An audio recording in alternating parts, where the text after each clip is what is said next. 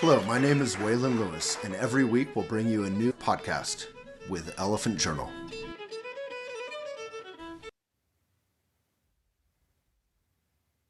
Morning, folks. This is Waylon. So I wanted to talk about how to make decisions.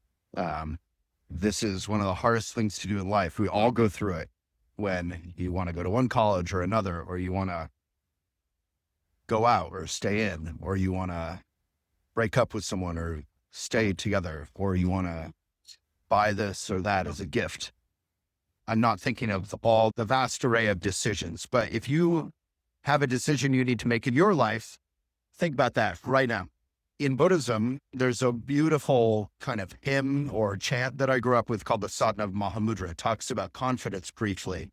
Confidence is clarity on some level.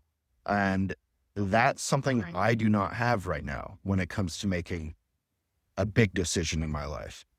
Because too often your brain, your heart get involved with some pros here, some cons here, some unknowns here, and you don't know how to make sense of all that, right? So the great Buddhist tip that I really appreciate, just be some sort of like spiritual materialism nugget that you take with you. It has to be founded on knowing what is, seeing clearly, on meditation.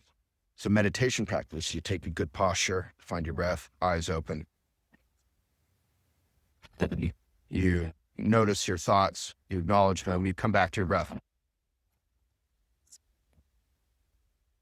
And then when you're beginning and ending, you dedicate the merit. You bow to yourself, to our world, to the vision of being a benefit. It's not just something selfish. It's about being present and being available to this world.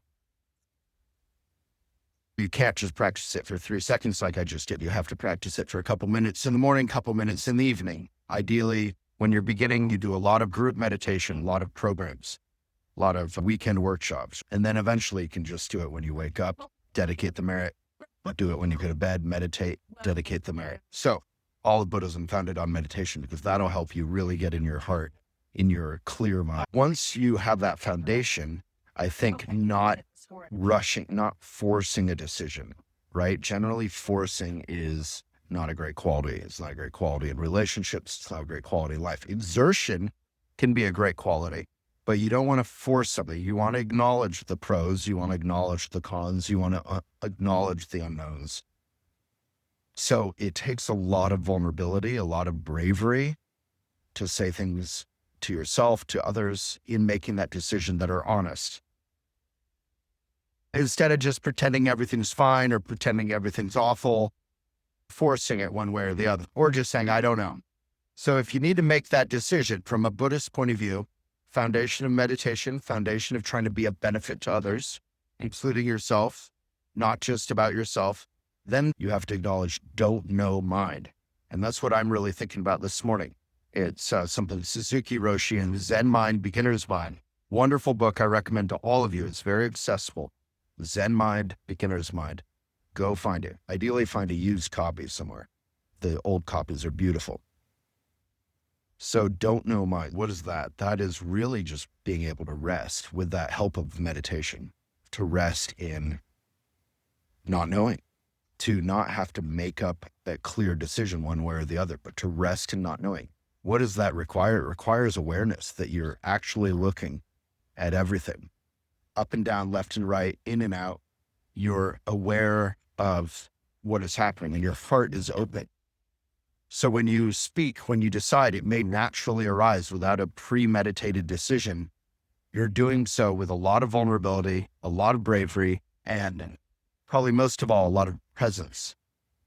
And you're not doing it just out of self-concern, but out of clear seeing. And not knowing is something you may have to hold on to for quite a while. It may feel frustrating like indecision, but it's not the same as indecision. Rest in not knowing, maintain awareness, maintain an open heart, bravery to acknowledge the good and the bad and the unknown, and then see where that takes you. And that's where something in Buddhism, which I've talked about before, called auspicious coincidence comes in. If we're totally present, things just start working in a way that can be downright magical. even if we're not superstitious. All right. Big love to everyone. Hope that was vaguely helpful, and jolly good luck.